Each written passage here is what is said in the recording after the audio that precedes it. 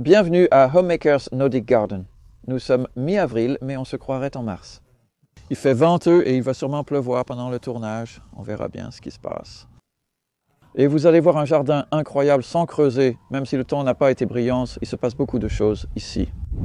Et nous publions beaucoup d'informations pour accompagner ces vidéos. Nous proposons maintenant dans notre boutique des packs de connaissances sur divers aspects du jardinage, comme le non-creusage, le compostage, les espacements et les plantations de compagnons. Et puis il y a aussi mes livres. Je viens de sortir un livre pour enfants aussi, un livre de cuisine. Alors jetez un œil à ces options. Aujourd'hui, je vais vous montrer en détail certaines de nos activités. Comme nous avons déjà fait beaucoup de plantations et presque tout est sous des couvertures à cause du temps pour protéger du vent. Le vent, bien que communément appelé voile d'hivernage, peut en réalité causer du gel aux feuilles des épinards en dessous s'il les touche, malgré son nom trompeur.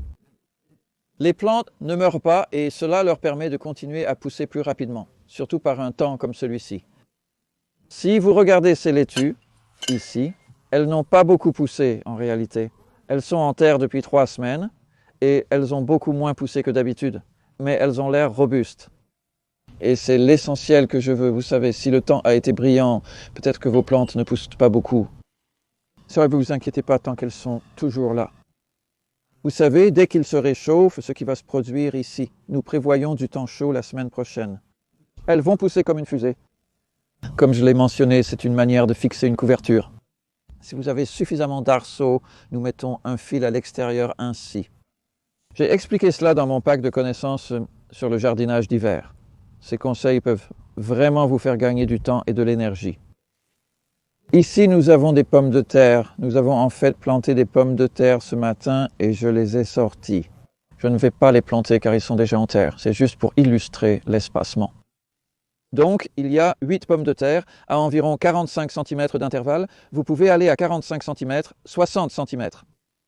Le lit fait 2 mètres de long, 2 rangées le long. Ne les entassez pas trop. Cette zone d'essai en est à sa 9e année consécutive de culture de pommes de terre dans le même sol et ça fonctionne toujours. Je mets ça ici pour m'en souvenir. C'est de ce matin quand on plantait. On appelle ça un bénévole. Si vous ne parvenez pas à récolter toutes vos pommes de terre en été, elles repousseront. Voilà ce qui se passait là-bas. Ça part au compost, ce qui est une bonne chose. Voici les pommes de terre de semences que j'ai mises à germer. On appelle ça un germe ou une pousse. En plein jour, vous faites ça. Vous les obtenez, plutôt que de les laisser dans un sac où ils s'allongeraient. Vous ne pouvez pas vraiment bien les planter. Vous pouvez planter vos propres pommes de terre de l'année dernière, les petites. Ce sont des graines sûres à la maison. 6 germes, c'est super. Sinon, plantez-les quand même. Ici, nous avons quelques fèves d'hiver qui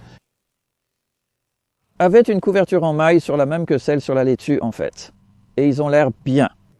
C'est intéressant, ils ont été endommagés par le gel et c'est là que vous pouvez voir ce noir dans la tige.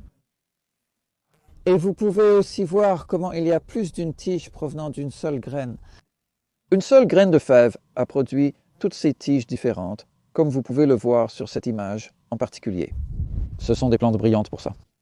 Je remarque aussi pas mal de graines de mauvaises herbes ici, et c'est probablement différentes fleurs sauvages, où j'ai laissé certaines fleurs sauvages produire des graines près du tas de vieux fumier de vache qui est du compost sur ce lit. Ici, nous avons quelques poireaux semés en multi qui ont eu du mal à pousser à cause du temps froid. Mais ils sont maintenant... Les plantes commencent à produire des graines. Je vais vous montrer à quoi elles ressemblent quand on les sort du sol. Donc, c'est un poireau qui commence à monter pour fleurir. C'est une tige de fleurs. Cela fera en fait une belle fleur. Mais tout cela est comestible à ce stade, c'est tendre. C'est un peu comme une hampe d'ail. Vous savez, ils sont très étroitement liés.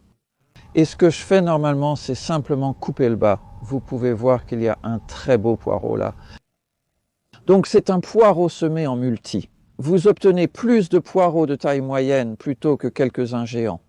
Les champignons ne sont pas plantés profondément. Ils ont une tige blanche suffisamment longue avec beaucoup de nourriture savoureuse. C'est le lit d'asperges. Juste pour un essai, nous avons fait cela trop tard, mais nous avons mis ces épinards et plants d'oignons de printemps pour voir. Ouais, ils ont repoussé. Ils auraient été meilleurs, mis plus tôt. Et voici les premières asperges qui apparaissent. Donc c'est à peu près le bon moment.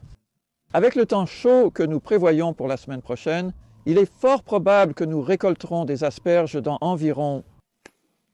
J'espère que ça durera une semaine. C'est un vrai avant-goût du printemps. Ce sont des saveurs presque de fin d'hiver. Nous avons cueilli beaucoup d'oseilles à larges feuilles, bien que légèrement plus petites, pour les sacs de salade. Et ici, nous avons la reine de l'oseille, l'oseille à feuilles de bouclier. Celui-ci est incroyable. Il a effectivement cette légère tache. Aspect sur les feuilles. Ce n'est pas une maladie, c'est simplement leur nature.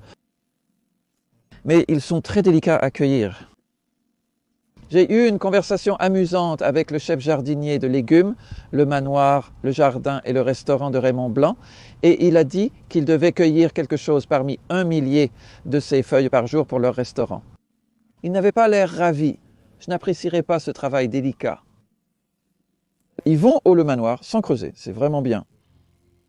Ceci est des framboises où nous avons une bordure métallique et c'est un morceau de métal de 6 pouces qui empêche les racines de trop s'étendre ou du tout, espérons-le, et en fait quelques-unes s'échappent.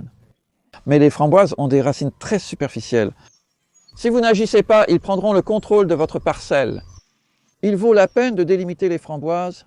C'est pourquoi je les ai placées à cette extrémité du jardin, avec de l'herbe de ce côté.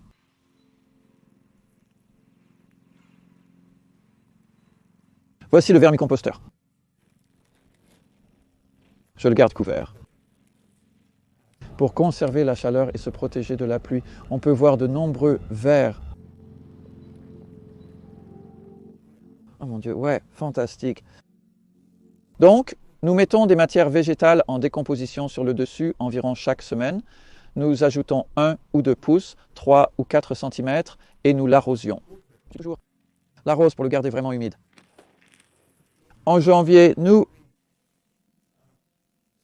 avons retiré les vers d'ici et les avons placés là, avec un peu de nourriture. Cela a donc créé le nouveau vermicomposteur. Et cela a révélé que sous les vers vivants, il y avait tous les déjections de vers de toute l'année.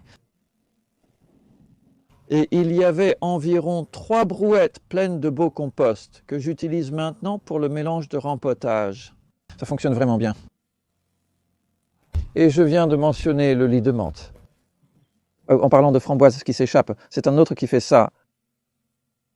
Donc c'est de la menthe pomme. C'est une menthe au goût délicieux. Et c'était juste une plante mise là il y a 2 ans. Et c'est juste, j'ai de l'espace ici, donc je peux le faire. Et en utilisant la méthode du carton, vous savez, c'était juste du carton sur ça, vous savez. Regardez ces pissenlits, boutons d'or, juste tout, herbe. Il y avait même de l'herbe de canapé ici, des ronces que nous avons déterrées. Ça vaut le coup de le faire.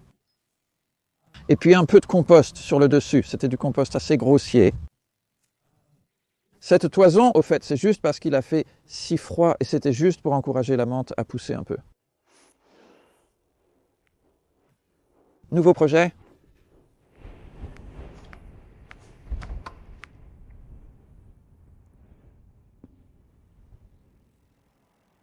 C'est pour les enfants, en fait. C'est ce qui m'a poussé à le faire initialement. Un nouveau livre pour enfants pourrait voir le jour. Mais nous sommes juste en train de créer un étang et cette fois-ci, il sera différent de l'autre qui aura une doublure. J'ai juste commandé la doublure ce matin. Il y aura du sable sous la doublure, même une sous-doublure. Assurez-vous que cette doublure en butyl soit résistante. Et Adam a fait un excellent travail en creusant l'étang. Vous pouvez voir le profil de sol typique d'un homme au foyer. C'est un beau limon siltique foncé sur quelque chose qui ressemble plus à de l'argile sans être de l'argile pure. Et c'est la nappe phréatique en ce moment parce que nous avons eu pas mal de pluie. Vous pouvez voir que le niveau de l'eau n'est en fait pas loin sous le niveau de la surface.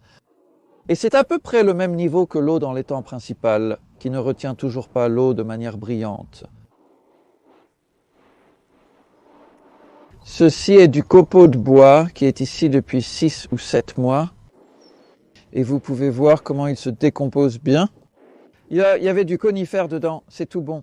Ça ne me dérange pas du tout d'avoir un peu de conifère dans le tas de bois. Très difficile de changer le pH du sol. Donc nous utiliserons, soit nous pouvons passer la tondeuse dessus pour le hacher plus petit, le mettre dans le tas de compost comme un brin, ou le mettre sur les chemins cet automne parce que la seule fertilité ajoutée ici est le compost sur les lits et le copeau de bois sur les chemins. Et un autre petit en fait est la moutarde. Donc c'était de la moutarde comme une culture de couverture engrais vert semée en octobre dernier en même temps que l'ail a été mis en terre et c'est les restes de la moutarde et il y a une mauvaise herbe. Je désherbe, c'est ce que je fais. C'est juste enlever la petite mauvaise herbe que je vois, donc c'était une ortie et vous pouvez voir que l'ail a l'air fantastique. Je suis vraiment content de ça. Ceci a eu le dressing annuel de compost en octobre dernier, juste avant de planter l'ail et de semer la moutarde. Et puis j'ai fait une interplantation ici de coriandre. Je mets ces plantes dedans sur... Samedi, donc il y a 3 jours, et ils sont sortis directement de la serre, sans durcissement. Regardez mon court-métrage à ce sujet. Vous savez, nous diffusons beaucoup d'informations dans ces vidéos, et beaucoup d'entre elles concernent le gain de temps. Nous avons aussi créé un court-métrage sur ce tube de compost, marquant la fin du compostage. J'ai également de solides connaissances sur le compostage. Et toutes les choses que vous pouvez faire pour gagner du temps, comme vous n'avez pas à séparer vos mauvaises herbes vivaces. Il y a un quai. Adam a fait beaucoup de creusage de quai hier près de l'étang aux fleurs sauvages. Et donc c'est le genre de brun et de vert. Il y a des morceaux de carton. Nous mélangeons du vert et du brun, puis nous ajouterons des copeaux de bois. Voici de l'herbe fraîchement coupée du terrain. On entend sûrement la tondeuse en fond sonore. Et la température, eh bien, elle n'est pas énorme. Ce fut un compost d'hiver typique. En hiver, il n'y a pas assez de matière verte pour bien chauffer le tas. Lorsque nous ferons le nouveau compost dans cette baie vide là-bas, il se décomposera plus rapidement avec plus d'ajout. Et ici, vous pouvez voir le résultat. Et regardez comme il est imparfait. Ce n'est pas du compost parfait. Et ça, vous savez, je vous montre cela délibérément pour vous encourager parce que j'ai eu des gens qui sont venus ici et vous savez, je peux voir leur vision et qu'ils vont faire quelque chose comme vous achetez dans un sac de compost, tout parfait et tamisé et tout. Nous le mettons juste comme ça, non tamisé. Un peu de bois sur le dessus, sortez le plastique qu'il reste toujours.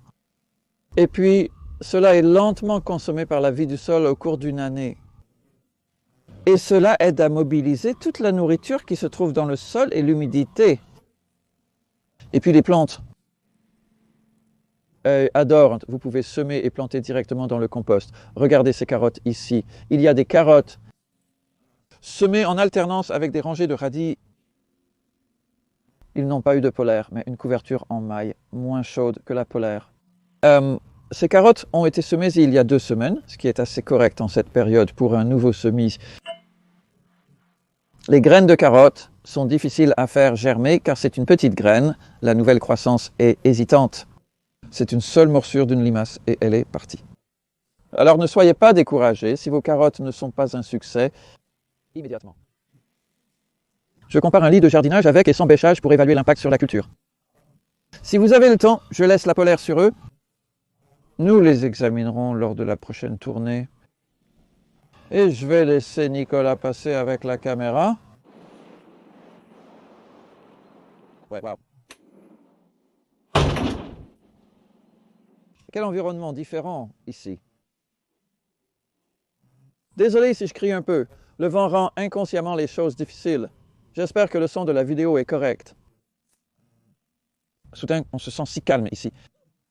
La température que je lis là-haut est de 20 degrés. Et à l'extérieur, c'est environ 8.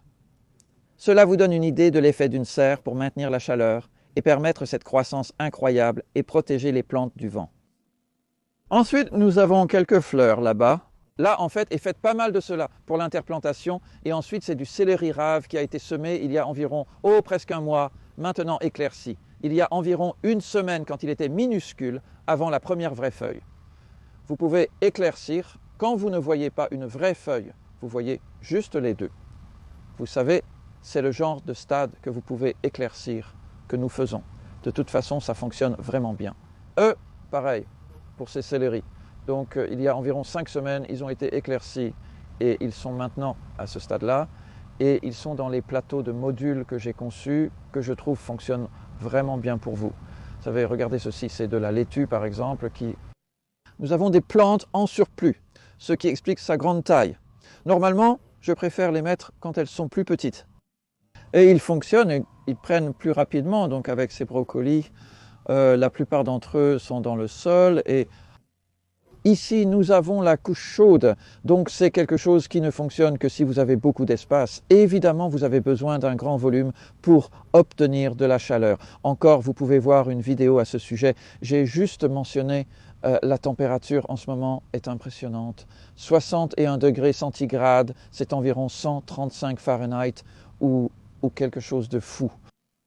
Et c'est juste à partir du fumier frais, j'ai complété avec 2 brouettes de fumier frais samedi. Et cette chaleur permet, vous savez, ce genre de choses. Les poivrons, aubergines en particulier, et nouvelles semences de basilic. Là, ce sont juste des tomates qui émergent jusqu'à récemment.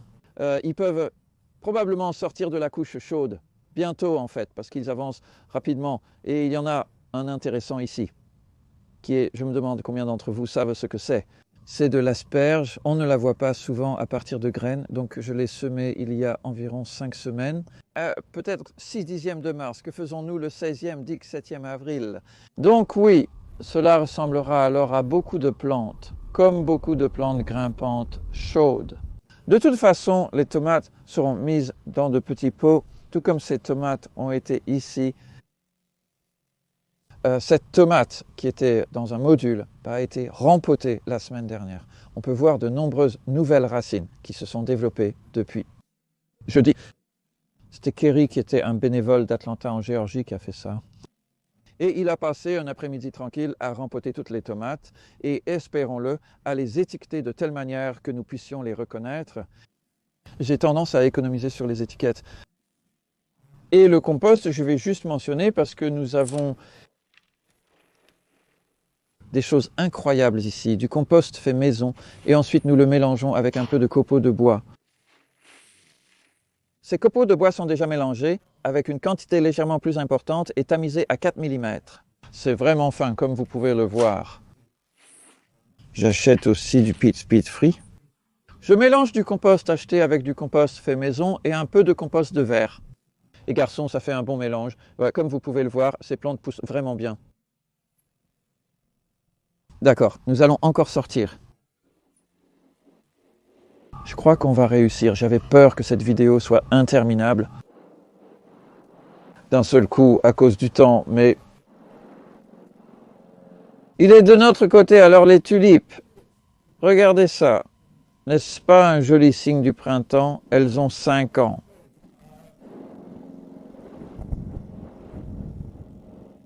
Vous pouvez également obtenir une belle couleur avec certains légumes, comme c'est le cas de la roche, qui est apparenté à l'épinard et à la chénopote blanche. Et je cueille quelques feuilles de ça pour mettre dans les sacs de cave.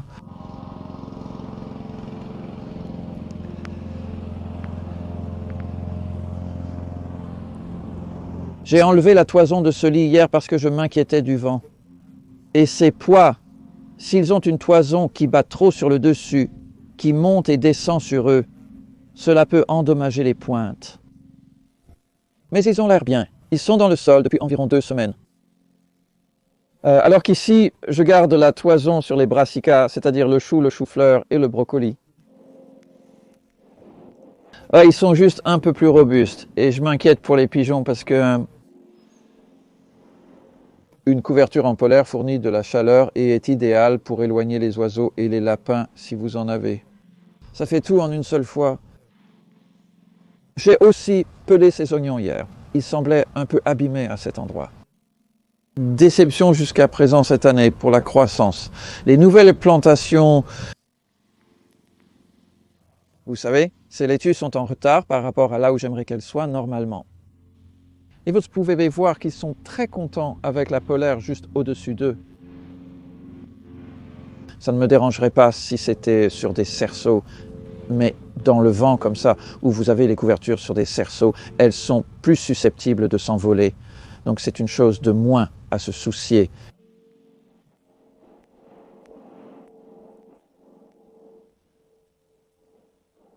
Ceci est un lit de brassica avec très peu de nouvelles pousses de brassica que je ne fais pas trop à cette période de l'année parce qu'elles vont bientôt fleurir. Ces choux de printemps vont aussi bientôt fleurir, donc nous les récoltons. Les épinards seront récoltés pour encore environ 1 mois. Tous ces arbres ont été plantés en septembre. C'est un nouveau lit de jardinage sans bêchage. C'est donc une occasion de vous montrer, voyez-vous, ce qui se passe ici. Ce sont des pissenlits. Et ces pissenlits, ils proviennent d'une racine qui est profondément dans le sol. Vous n'obtenez jamais la racine parente, comme je l'appelle, mais vous pouvez, généralement, vous entendez un craquement et alors vous savez que vous retirez la croissance supérieure. Oh, il y a une merveilleuse centipède. J'adore voir la faune ainsi. Le sol est maintenant bleu. D'habitude, je ne creuse pas si profondément, mais c'est bien de vous le montrer. Il y a le pâturage qui est sous ce nouveau lit et il y a les restes du carton. Le carton est maintenant décomposé, ne durant qu'un certain temps. C'est une barrière anti-mauvaise herbe temporaire. Il y a la racine de pissenlit qui était où, qui favorise cette repousse. Et il reste encore un peu de pissenlit là. Les actions à entreprendre dépendent du type de mauvaises herbes vivaces présentes. Ces dernières repoussent continuellement à partir de leurs racines et du sol. Continuez simplement à les enlever jusqu'à ce que cette racine abandonne. Elle finit par manquer d'énergie. Même des mauvaises herbes comme le liseron. Cette zone était vraiment pleine de liserons. Il y a 2 ans et ce printemps, touche du bois vraiment, je suis époustouflé, tu sais. Nous avons à peine eu à toucher ces lits. Du tout, à cette époque l'année dernière, il poussait beaucoup le liseron. Ah, regardez ceci. Je suis très triste pour ceux que nous avons perdus en hiver, mais ceux qui ont survécu sont tout simplement incroyables. C'est du claret, c'est un hybride F1 Brookley. Je n'en ai pas beaucoup, mais celui-ci, je pense que ça vaut le coup, car la différence de qualité est assez remarquable par rapport à l'urbain pollinisé. Et ils restent longtemps dans le sol. Donc s'ils ne font pas grand-chose, vous avez fait beaucoup de travail, de temps et d'efforts pour pas grand résultat. Mais ce que nous obtenons ici en vaut la peine car nous obtenons cette grande cueillette initiale et ensuite ils continuent à pousser pendant environ 1 mois à une période de l'année peu active. D'autres produits. Nous entrons maintenant dans la période de disette. Nous allons toujours bien, nous sommes toujours bons. Nous avons des racines d'hiver mais dans environ 1 mois, les réserves seront maigres. Oh oui, regardez le seigle. Cela a juste poussé si vite. Et c'est pourquoi certaines personnes le cultivent comme une culture de couverture ou un engrais vert. Mais pour moi, c'est du grain. Donc, nous allons récolter, si tout va bien, ne jamais rien prendre pour acquis. Ce sera une récolte de grains en début août pour faire du pain. Et encore, il y a une vidéo à ce sujet, ce que nous avons fait l'année dernière, c'est assez drôle. Et que devrions-nous faire maintenant? Nous allons descendre et finir en bas dans ce tunnel de polyéthylène. En passant, j'ai parlé de ce compost fait maison et des morceaux de bois dedans.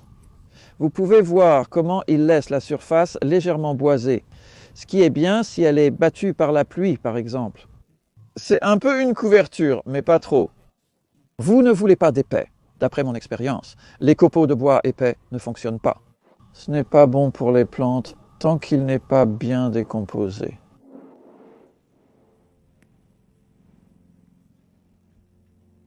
Ce sont des plantes incroyables parce que elles ont été semées mi-septembre l'an dernier.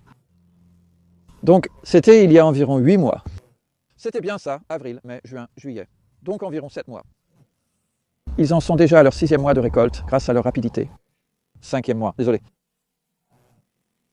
Nous avons débuté la cueillette fin novembre ici, en retirant les feuilles extérieures. C'est comme la récolte de la laitue.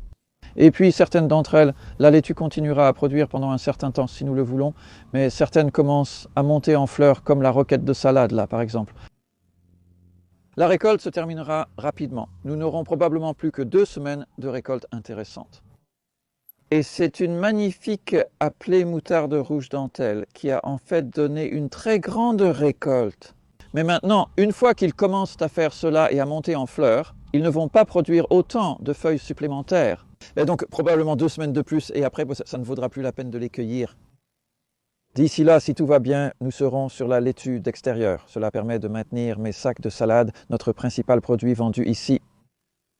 Et ensuite, ce que nous faisons à ce moment-là, c'est de tordre pour sortir, donc sans excavatrice. Il est plus facile de ne pas, mieux pour le sol, de ne pas tirer, parce que cela perturbe moins le sol. Vous pouvez aussi utiliser une truelle pour couper sous une plante, c'est une autre méthode. Mais une rotation est efficace, laissant la plupart des racines dans le sol. Ensuite, tout sera dégagé pour faire place à l'ail. Nous répandons du compost environ comme ça, un peu plus d'1 pouce, et c'est suffisant. Aucun compost ou autre n'a été ajouté depuis près d'1 an. En mai dernier, il en avait un peu. On peut voir des restes de petits morceaux de bois à la surface, mais on revient presque à la terre. C'est en quelque sorte prêt pour la prochaine dose. Et cela suffira pour donner de la fertilité aux tomates, concombres, melons, que j'aurai hâte de vous montrer la prochaine fois que nous serons ici, si tout va bien. Ce sera principalement des plantes, surtout des tomates, mais pas exclusivement.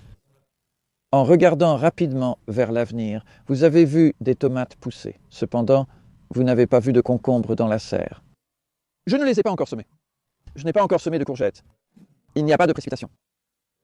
Pas d'inquiétude pour les cucurbitacées, elles ont besoin de chaleur. La mi-avril est généralement un bon moment pour semer les cucurbitacées, comme les concombres et les courges.